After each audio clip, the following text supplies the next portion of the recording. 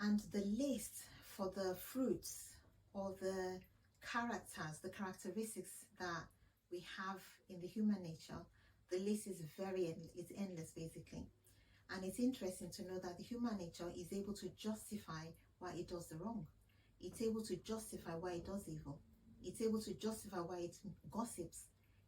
It's able to justify why it makes other people's lives a misery. It's able to justify why it hates its fellow man. It's able to justify why it hates good and doers of good. It's able to justify why it continues to promote and encourage cultures that bring death and pain to vulnerable people within it. It's able to justify why it is right to cause others pain.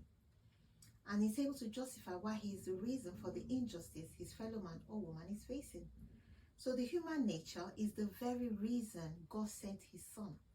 So that humans, God's most precious creation, will not continue to suffer harm in the hands of the human nature. God sent his son so that the human nature is ridden of its power to cause harm to the man race.